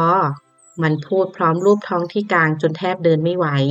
หลังจากกินจนจุกท้องแล้วมันก็พยายามคลานกลับไปที่ช่องเดิมแต่ทันทีที่ลองสอดหัวเข้าออกมันกลับพบว่าร่างอ้วนกลมตอนนี้ไม่มีทางยัดผ่านช่องเดิมได้อีกแล้วหนูพยายามดิ้นพยายามดัน ทั้งถอยหลังและดันตัว แต่ดีที่สุดที่ทำได้ก็คือมุดหัวออกมาได้ครึ่งเดียวเท่านั้น มันจึงนั่งลงร้องไห้อย่างสิ้นหวัง ทั้งจากความอึดอัดที่พุงแน่นจนแทบหายใจไม่ออก และความกลัวว่าจะติดอยู่ในนี้ตลอดไป ระหว่างนั้นเองมีเสียงฝีเท้าแผ่วเบาดังเข้ามาใกล้เพียงพรตัวหนึ่งเดินผ่านมาพอดี มันหยุดยืนมองภาพหนูพุงกลางติดอยู่กับช่องตะกร้า และเข้าใจเรื่องทั้งหมดในพริบตา โอ้เพื่อนเอ๋ยดูก็รู้ว่าเจ้าไปทำอะไรมาเพียงพรพูดพร้อมสายหัวเบาๆ เจ้ากินซะจนพุงกลางขนาดนี้ แน่นอนละว่าจะออกไม่ได้ มันก็เป็นสิ่งที่เจ้าหาใส่ตัวเองนั่นแหละ หนูทำหน้าอ้อนวอน ช่วยข้าด้วยเถอะเพียงนิดเดียวก็ได้ข้ากลัวเหลือเกิน เพียงพรถอนหายใจก่อนพูดเสียงเรียบ ข้าคงช่วยเจ้าไม่ได้หรอก เจ้าออกไปจากตะกร้านั้นได้ก็ต่อเมื่อเจ้าผอมลงเหมือนตอนเข้าไปเท่านั้นเอง ก็อย่างที่เขาว่าความโลภย่อมมีราคาที่ต้องจ่าย มันพูดจบก็เดินจากไปอย่างไม่ใส่ใจนัก ปล่อยให้เจ้าหนูน้อยต้องเผชิญผลของความโลภของตัวเองตามลำพัง ตลอดทั้งคืนหนูต้องทนทรมานด้วยความอึดอัดจนเมื่อเวลาผ่านไปหลายชั่วโมงพุงมันก็ยุบลงตามธรรมชาติ เช้าถัดมามันจึงสามารถคลานออกจากรูได้อีกครั้งอย่างทุลักทุเล และเมื่อมันออกมาได้ มันไม่ได้หันกลับไปมองตะกร้าข้าวโพดนั้นอีกเลย เพราะบทเรียนในคืนนี้เจ็บปวดเกินกว่าจะลืม เรื่องนี้สอนให้รู้ว่า ความโลภเป็นบ่อเกิดแห่งหายนะ การได้มากเกินพอดี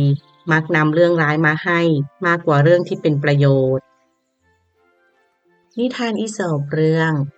นักโหราศาสตร์ผู้หลงดาว ในหมู่บ้านเล็กๆที่ตั้งอยู่ริมทุ่งกว้าง มีชายคนหนึ่งผู้เป็นที่รู้จักกันดีในนาม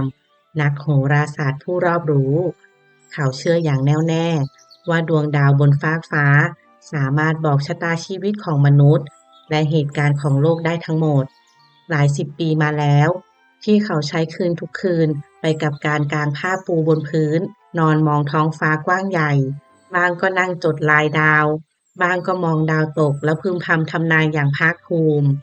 ชาวบ้านบางคนก็เชื่อเขาบางคนก็หัวเราะลับหลัง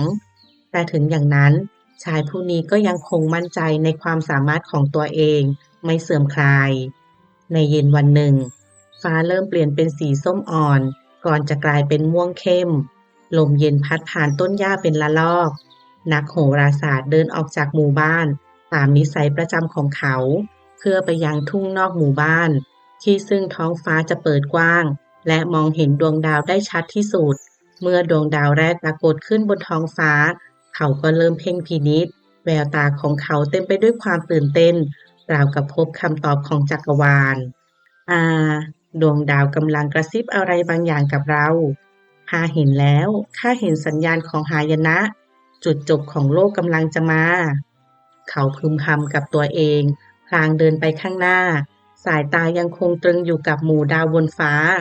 เขามั่นใจเหลือเกินว่าเขากำลังค้นพบเรื่องยิ่งใหญ่ที่สุดในชีวิตจนลืมไปว่าขาของเขายังอยู่บนพื้นดินและแล้วตูมร่างของเขาตกลงไปในบ่อเก่าที่มีน้ำโคลนเต็มไปหมดที่จริงบ่อนั้นก็อยู่ตรงนั้นมานานแล้วแต่เพราะมัวเหลือบตามองดาวเขาจึงไม่เห็นสิ่งที่อยู่ใต้ฝ่าเท้าของตัวเองเขาตะโกนสุดเสียงช่วยด้วยใครก็ได้ช่วยข้าทีโคลนเหนียวติดทั่วทั้งตัวลื่นจนจับขอบบ่อไม่อยู่เขาพยายามจะปีนออกมาแต่ยิ่งดิ้นก็ยิ่งจมลึกลงไม่นานนักชาวบ้านที่อยู่ใกล้เคียงได้ยินเสียงร้องจึงรีบวิ่งมาดูว่าเกิดอะไรขึ้นเมื่อเห็นสภาพนักโหราศาสตร์ที่เต็มไปด้วยโคลนและความตื่นกลัวพวกเขาจึงช่วยกันหย่อนเชือกลงไปและดึงเขาขึ้นมาอย่างทุลักทุเลเมื่อเขายืนอยู่บนพื้นดินได้อีกครั้งชาวบ้านคนหนึ่งก็ส่ายหน้าแล้วพูดด้วยน้ำเสียงกึ่งเหนื่อยใจกึ่งขบขันท่านมองขึ้นไปบนท้องฟ้าจนเกินไปแล้วกระมังบอกว่าอ่านอนาคตจากดวงดาวได้แต่กลับมองไม่เห็นบ่อใหญ่ๆที่อยู่ใต้เท้าตนเองอีกคนเสริมทั้งยิ้มทั้งสายหัวจริงอย่างที่เขาว่าถ้าท่านอ่านดวงดาวได้แต่ดูแลตัวเองในโลกนี้ไม่ได้ก็ไม่รู้ว่าจะมีประโยชน์อันใด นักโหราศาสตร์เงียบงันเขามองตัวเองที่เปลอะไปด้วยโคลนแล้วเริ่มตระหนักว่าบางทีเขาอาจจะหลงไหลในท้องฟ้ามากเกินไปจนละเลยสิ่งเล็กๆน้อยๆที่อยู่ใกล้ตัวซึ่งมีความสำคัญต่อชีวิตไม่น้อยไปกว่าอนาคตอันเลือนลางบนท้องฟ้าตั้งแต่นั้นมาเขายังคงดูดาวอยู่แต่ไม่ลืมมองทางที่เดินไม่ลืมฟังเสียงชาวบ้านไม่ลืมสังเกตสิ่งรอบตัวและไม่ลืมว่าความฝันอันยิ่งใหญ่ก็ต้องอาศัยความระมัดระวังในทุกก้าวเล็กๆเช่นกันเรื่องนี้สอนให้รู้ว่าจงใส่ใจสิ่งเล็กน้อยที่อยู่ตรงหน้าเพราะบางครั้งมันสำคัญกว่าสิ่งใหญ่โตที่เรามัวแต่มองหาในอนาคตนิทานอีสปเรื่องนกแก้วกับแมวเจ้าบ้านชายชราผู้หนึ่งอาศัยอยู่ในบ้านไม้หลังเล็กกลางป่าเขาเป็นคนอัธยาศัยดีชอบดูแลต้นไม้และรักสัตว์มากวันหนึ่งขณะเดินตลาดเขาเห็นนกแก้วสีเขียวขนเงางามตัวหนึ่งกำลังส่งเสียงร้องหวานใสจนผู้คนรอบข้างพากันยิ้มให้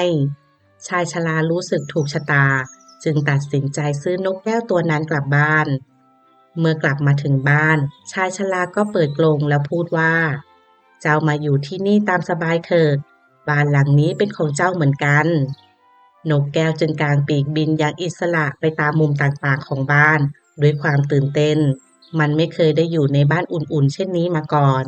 ทุกอย่างดูใหม่สดใสและน่าค้นหาไปหมดวันหนึ่งขณะที่แสงแดดอ่อนยามเช้า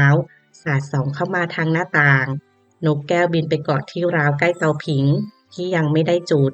มันรู้สึกอบอุ่นและสบายจึงส่งเสียงร้องไพเราะกังวานไปทั่วบ้านเสียงของมันก้องกังวานจนแม้แต่ต้นไม้ด้านนอกยังไหวตามสายลมราวกับกำลังเต้นไปกับทำนองในบ้านหลังนี้มีสัตว์อยู่อีกตัวหนึ่งคือเจ้าเหมียวลายเสือผู้เป็นสัตว์เลี้ยงประจำบ้านมานานหลายปีเจ้าเหมียวกำลังนอนขดอยู่บนบ่อผ้าหน้าต่างพอมันได้ยินเสียงร้องของนกแก้วมันก็ลืมตาช้าๆแล้วหันมามองอย่างสงสัยมันเดินเข้ามาใกล้นกแก้วแล้วถามด้วยน้ำเสียงที่ปนความหงุดหงิดเล็กน้อยเจ้าเป็นใครกันมาจากไหนส่งเสียงดังเสียขนาดนี้นกแก้วมองด้วยความเป็นมิตรแล้วตอบอย่างสุภาพข้าเพิ่งถูกซื้อมาจากตลาดวันนี้เป็นวันที่ข้าได้มาเริ่มต้นชีวิตใหม่ที่นี่แมวขมวดคิ้วเล็กน้อยหึมาใหม่อย่างเจ้ากล้าส่งเสียงดังขนาดนี้เชียวหรือตัวข้าอยู่ที่นี่มานานแต่เจ้าของยังคงเตือนให้ข้าอย่าส่งเสียงดังจนเกินไปเลยนกแก้วมองแมวอย่างใจเย็นแล้วเอียงคอเล็กน้อยคงเห็นความแตกต่างระหว่างตัวเราแล้วสินะเสียงของข้าเจ้าของชอบฟัง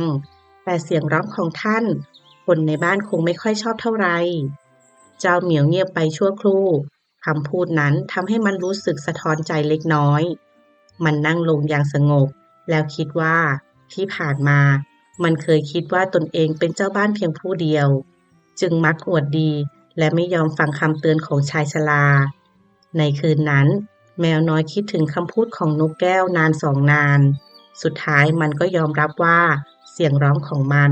อาจไม่ได้ไพเราะเท่านกแก้วจริงๆแต่สิ่งที่สำคัญยิ่งกว่าคือความอ่อนน้อมถ่อมตนและการรู้จักอยู่ร่วมกับผู้อื่นอย่างเหมาะสมตั้งแต่นั้นมาเจ้าแมวก็ไม่อวดเก่งเหมือนก่อนมันกลายเป็นแมวที่นิ่งสงบใจเย็นและคอยแนะนำบ้านหลังนี้ให้นกแก้วรู้จักมากขึ้นส่วนชายชราก็ยิ่งรักสัตว์ทั้งสองมากขึ้นกว่าเดิมเพราะพวกมันอยู่กันอย่างกลมเกลียวเรื่องนี้สอนให้รู้ว่าการนอบน้อมถ่อมตนและรู้จักเจียมตัวเป็นคุณสมบัติที่ทำให้เราอยู่ร่วมกับผู้อื่นได้อย่างมีความสุขเสมอนิทานอีสปเรื่องสุนัขป่ากับสุนัขบ้านสุนัขป่าผอมโซตัวหนึ่งเดินเตร่ๆอยู่รอบๆหมู่บ้านด้วยท้องที่หิวโหยมันแทบไม่มีแรงจะก้าวต่อ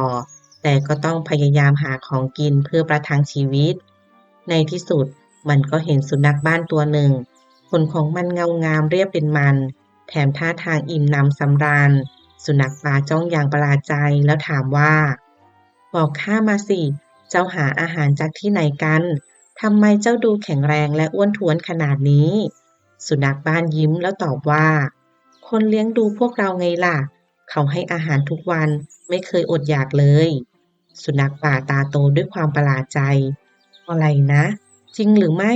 ว่าเจ้าต้องทำงานหนักให้คนเพื่อแลกกับอาหารนั้น สุนัขบ้านสายหัวเบาๆ ไม่จริงเลย งานของเราง่ายมาก แค่เฝ้าบ้านให้เจ้านายตอนกลางคืนเท่านั้นเอง สุนัขป่าฟังแล้วตื่นเต้น เพียงแค่นั้นเองหรือ แล้วคนก็เลี้ยงดูพวกเจ้าดีถึงเพียงนี้เชียวหรือ ข้าอยากทำงานอย่างเจ้าบ้างแล้วล่ะ เพราะข้าหาอาหารได้ยากเหลือเกิน สุนัขบ้านหัวเราะอย่างเป็นมิตร ถ้าเช่นนั้นมาเถอะมากับข้านายของข้าจะให้อาหารเจ้าแน่ๆ สุนัขป่าดีใจมาก รีบเดินตามสุนัขบ้านไปโดยไม่ลังเล หวังจะได้กินอิ่มและไม่ต้องลำบากอีกต่อไป แต่ขณะที่พวกมันเดินใกล้ถึงประตูบ้าน สุนัขป่าก็สังเกตเห็นขนรอบคอของสุนัขบ้านร่วงเป็นวงๆ มันหยุดกระทันหันแล้วถามว่า เดี๋ยวก่อน ทำไมขนรอบคอเจ้าถึงหายไปล่ะ ดูเหมือนเจ้าถูกอะไรบางอย่างเสียดสีอยู่นะ สุนัขบ้านตอบอย่างไม่ใส่ใจนัก อ๋อ เรื่องนั้นเอง มันเกิดจากโซ่ไง ตอนกลางวันข้าถูกล่ามโซ่ไว้ไม่ให้เดินไปไหน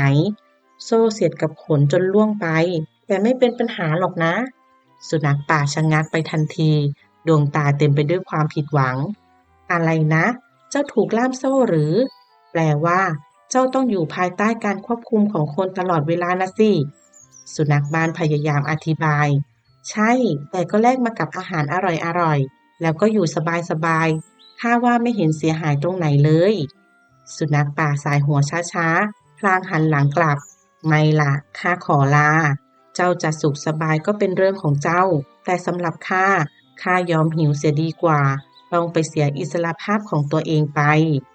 แล้วสุนัขป่าก็เดินหายลับไปในความมืด ทิ้งให้สุนัขบ้านยืนมองด้วยความสงสัย เรื่องนี้สอนให้รู้ว่า อิสรภาพเป็นสิ่งที่ล้ำค่าที่ควรหวงแหน ความสะดวกสบายหรือผลประโยชน์ที่ได้รับอาจแลกมาด้วยการสูญเสียอิสรภาพและความเป็นตัวของตัวเอง ดังนั้นควรคิดให้รอบคอบก่อนตัดสินใจเลือกทางใดทางหนึ่ง นิทานอีสปเรื่องคำสัญญาบนกิ่งโอ๊ก บนยอดกิ่งโอ๊กใหญ่ที่แผ่กิ่งก้านอย่างสง่างาม นกอินทรีตัวหนึ่งเกาะนิ่งอยู่ท่ามกลางสายลม ขนที่เคยฟูสง่ากลับดูห่อเหี่ยว แววตาแข็งแกร่งกลับเต็มไปด้วยความเศร้าลึกๆ อินทรีรู้สึกโดดเดี่ยว แม้จะบินได้สูงกว่าใคร แต่หัวใจก็ยังว่างเปล่า มันเฝ้าฝันอยากมีคู่ชีวิต ใครสักตัวที่เข้าใจและดูแลมันได้ดังที่หวัง ขณะนั้นเอง เหยี่ยวตัวหนึ่งบินผ่านมาพอดี มันสังเกตเห็นอินทรีที่ดูไม่สดใส มันล่อนลงเกาะไกลๆ แล้วเอ่ยถามด้วยความสงสัย เหตุใดเจ้าจึงดูหงอยเหงาเช่นนี้ ไม่สมกับเป็นเจ้าแห่งท้องฟ้าเลย อินทรีถอนหายใจเบาๆ ข้าอยากแต่งงาน แต่ไม่อาจหาผู้ดูแลข้าได้อย่างที่ข้าต้องการ เหยี่ยวได้ยินดังนั้นก็ยืดอกขึ้นทันที เลือกข้าสิ ข้าแข็งแรงมาก แข็งแรงกว่าเจ้าเสียอีก อินทรีหันมามองด้วยความหวัง ท่านคิดจริงหรือว่าท่านจะดูแลข้าได้ แน่นอน เหยี่ยวตอบอย่างมั่นใจ มันเป็นเรื่องง่ายยิ่งนัก ข้าแข็งแรงพอจะโฉบนกกระจอกเทศขึ้นมาได้ราวกับมันเป็นเพียงขนนก คำพูดนั้นทำให้อินทรีหลงเชื่อ มันตอบตกลงในทันที ไม่นานนัก ทั้งสองก็แต่งงานกัน และใช้ชีวิตร่วมกันบนต้นโอ๊กใหญ่อย่างที่อินทรีเคยฝัน แต่หลังจากแต่งงาน ความจริงก็ค่อยๆปรากฏ ทุกครั้งที่เหยี่ยวออกไปหาอาหาร สิ่งที่มันนำกลับมาได้มีเพียงหนูตัวเล็กๆ หรือสัตว์เล็กน้อยเท่านั้น อินทรีมองอาหารตรงหน้าอย่างไม่พอใจ นี่หรือคือนกกระจอกเทศที่ท่านเคยอวดอ้างไว้ เหยี่ยวหลบสายตาก่อนจะพูดออกมาตามตรง เพื่อจะชนะใจเจ้า ข้าจะพูดหรือสัญญาอะไรก็ได้ทั้งนั้น อินทรีได้ยินดังนั้นก็เงียบไป มันเริ่มเข้าใจว่าคำพูดอันสวยหรูไม่อาจแทนความจริงได้ และความรักไม่ควรถูกวัดด้วยพละกำลังหรือคำโอ้อวด เรื่องนี้สอนให้รู้ว่า ความรักไม่อาจตั้งอยู่บนคำสัญญาที่เกินความจริง ทุกชีวิตล้วนเท่าเทียมกันในความรัก และความเข้าใจย่อมสำคัญกว่าคำโอ้อวดใดๆ นิทานอีสปเรื่องนกน้อยกับปากจระเข้ ยามบ่ายอันเงียบสงบริมแม่น้ำสายกว้างจระเข้ใหญ่ตัวหนึ่งมักขึ้นมาเกยตลิ่งทุกวันหลังจากกินอาหารอิ่มมันนอนอ้าปากกว้างอย่างสงบปล่อยให้แสงแดดส่องตัวเกล็ดสีเขียวเข้มเป็นประกายจระเข้ไม่ได้อ้าปากเปล่าๆแต่เป็นธรรมเนียมที่เกิดขึ้นมานานเพื่อให้นกน้อยได้บินมาจิกเศษอาหารที่ติดอยู่ตามซอกฟันจระเข้ได้ความสบายปากส่วนนกก็ได้อาหารเป็นการพึ่งพากันอย่างรู้หน้าที่ในบรรดานกทั้งหลายมีนกน้อยตัวหนึ่งที่จระเข้รักเป็นพิเศษมันเป็นนกที่อ่อนน้อมถ่อมตนทุกครั้งที่บินลงมามันจะจิกเศษอาหารอย่างแผ่วเบาไม่ส่งเสียงดังไม่กระโดดไปมาและไม่เคยทำให้จระเข้รู้สึกรำคาญวันหนึ่งขณะที่นกน้อยกำลังทำหน้าที่ของมันอย่างเรียบร้อยจู่ๆก็มีนกเกเร3 ตัวบินโฉบเข้ามาพวกมันส่งเสียงเอะอะโวยวายกระโดดจากฟันซี่หนึ่งไปยังอีกซี่หนึ่งอย่างสนุกสนานจนจระเข้เริ่มขมวดคิ้วด้วยความไม่พอใจไม่เพียงเช่นนั้นนกเกเรทั้ง3ยังถ่ายของเสียทิ้งไว้ในปากของจระเข้ทำให้บรรยากาศอันสงบเริ่มตึงเครียดนกน้อยเห็นดังนั้นจึงเอ่ยเตือนด้วยน้ำเสียงสุภาพขอร้องพวกเจ้าเถิดอย่าทำเช่นนั้นและอย่าส่งเสียงดังเลยจระเข้ไม่ชอบเสียงเอะอะแต่นกเกเรกลับหัวเราะเยาะไม่เพียงไม่ฟังคำเตือนพวกมันยังรุมจิกปีกนกน้อยด้วยความคึกคะนองนกน้อยเจ็บปวดและหวาดกลัวสุดท้ายจึงจำต้องบินหนีออกไปจระเข้เห็นทุกอย่างด้วยความโกรธจัดมันรู้สึกว่าความสงบและความเคารพที่เคยมีกลับถูกเหยียบย่ำทันใดนั้นมันก็หุบปากลงอย่างแรงเสียงกระทบกันดังสนั่นนกเกเรทั้ง3ที่ยังอยู่ในปากจระเข้ไม่ทันได้หนีต่างก็สิ้นใจไปในพริบตาหลังจากนั้นจระเข้ยังคงนอนนิ่งปล่อยให้แม่น้ำไหลเอื่อยดังเดิมส่วนนกน้อยตัวสุภาพก็กลับมาอีกครั้งในวันถัดไปและธรรมเนียมอันสงบก็กลับคืนมาเรื่องนี้สอนให้รู้ว่าผู้มีความอ่อนน้อมถ่อมตนรู้กาลเทศะและเคารพผู้อื่นย่อมอยู่ร่วมกับใครก็ได้รับความเมตตาและประสบผลสำเร็จในที่สุดนิทานอีสปเรื่องราชาแห่งนกป่ากาลครั้งหนึ่งนานมาแล้วในผืนป่าใหญ่ที่เต็มไปด้วยต้นไม้สูงเสียงลมพัดแผ่วและเสียงร้องของนกนานาชนิดป่าแห่งนี้อุดมสมบูรณ์ก็จริงแต่ในช่วงหลังกลับเริ่มไม่สงบเพราะมีเหยี่ยวตัวใหญ่และสัตว์นักล่าจากป่าใกล้เคียงแอบเข้ามาลุกลานอยู่เสมอ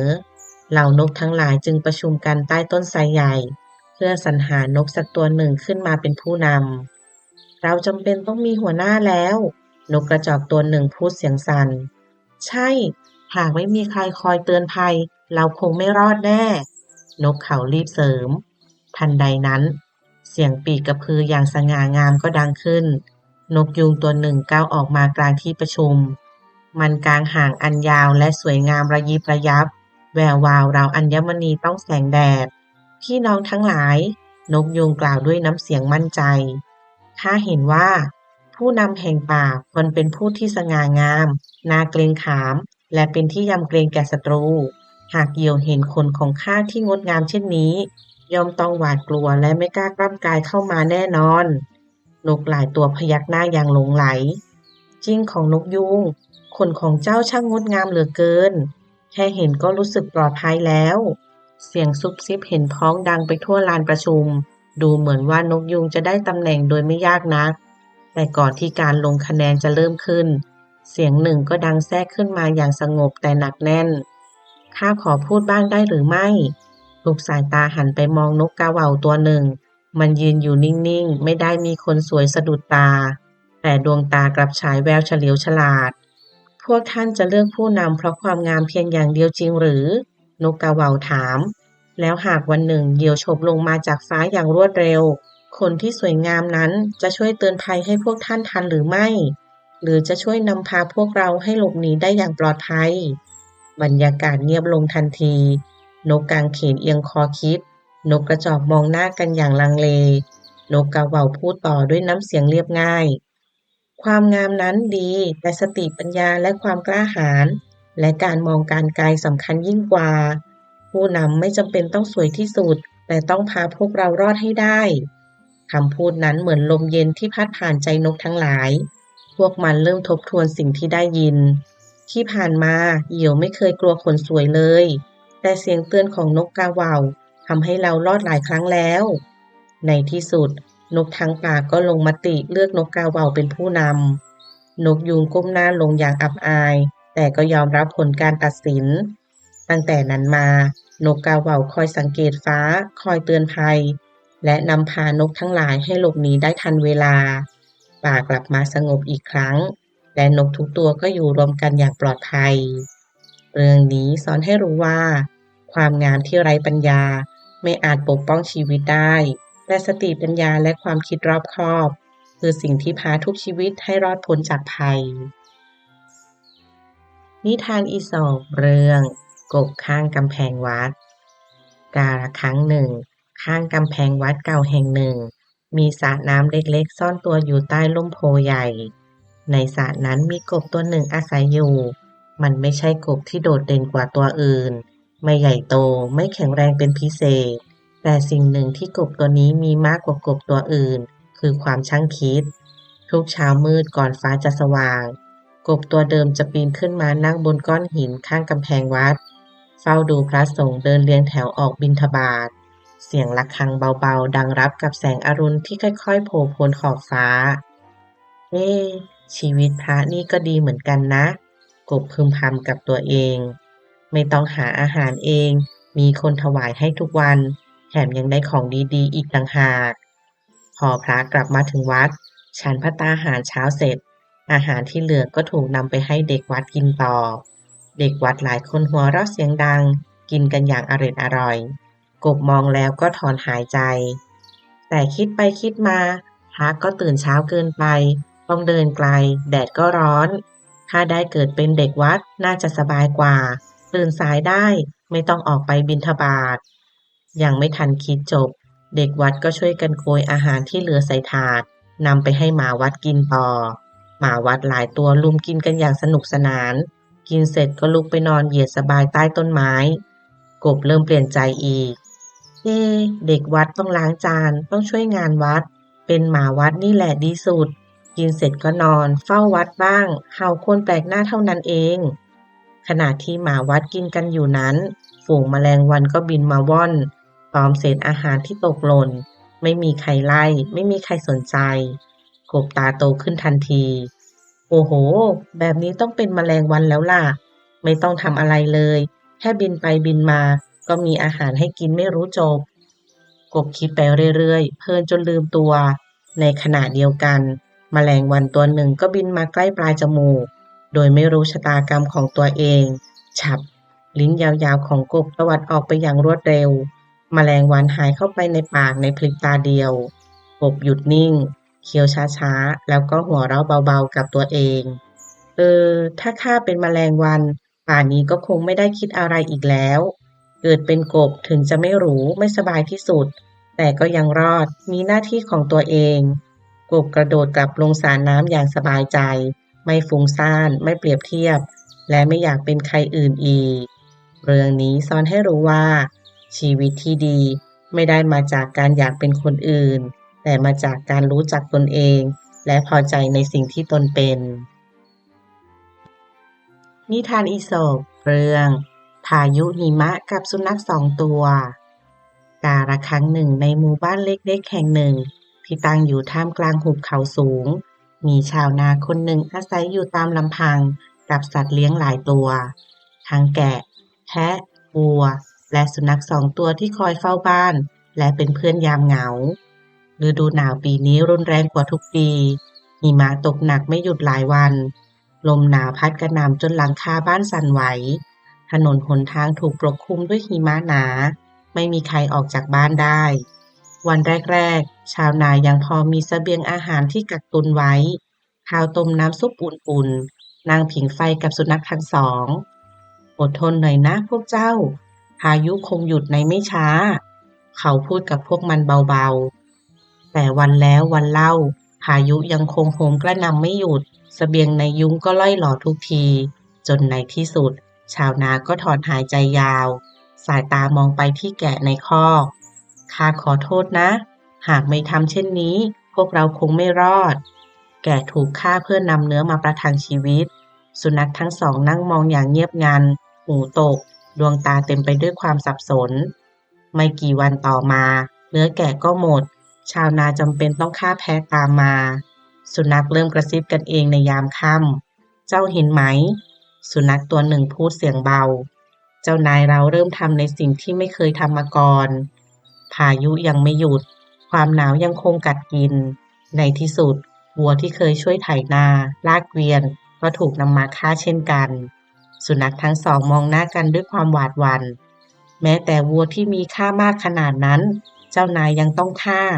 ถ้าเป็นเช่นนี้ต่อไปอาจถึงคราวพวกเราคืนนั้นทั้งสองนั่งข้างกองไฟที่ใกล้จะมอดหนึ่งในนั้นถอนหายใจข้าไม่ได้โกรธเจ้านายหรอกเขาก็ทำไปเพื่อเอาชีวิตรอด แต่ถ้าเรารู้ว่าภัยกำลังใกล้เข้ามาแล้วเรายังนิ่งเฉยอยู่นั่นต่างหากที่อันตรายอีกตัวพยักหน้าเราควรออกไปก่อนที่สายเกินไปอย่างน้อยก็ยังมีโอกาสรุ่งเช้าขณะที่พายุอ่อนแรงลงเล็กน้อยสุนัขทั้งสองก็ออกจากบ้านเดินฝ่าหิมะมุ่งหน้าไปยังป่าใกล้ๆเพื่อเอาตัวรอดตามสัญชาตญาณชาวนามองตามหลังพวกมันด้วยสายตาเศร้า แต่ก็เข้าใจดีว่าไม่มีใครอยากตกเป็นเหยื่อของความจำเป็น เรื่องนี้สอนให้รู้ว่าเมื่อเห็นสัญญาณแห่งภัยอย่ารอให้มันมาถึงตัว การหลีกเลี่ยงหรือถอยออกมาในเวลาที่เหมาะสมคือปัญญาไม่ใช่ความขลาด หากใครชอบคลิปนี้ก็อย่าลืมกดถูกใจ กดติดตาม และกดกระดิ่งแจ้งเตือนเพื่อเป็นกำลังใจให้ด้วยนะคะสำหรับวันนี้ช่องมามิมี่และมิมก็ต้องขอลาไปก่อน เจอกันใหม่ในคลิปหน้า สวัสดีค่ะ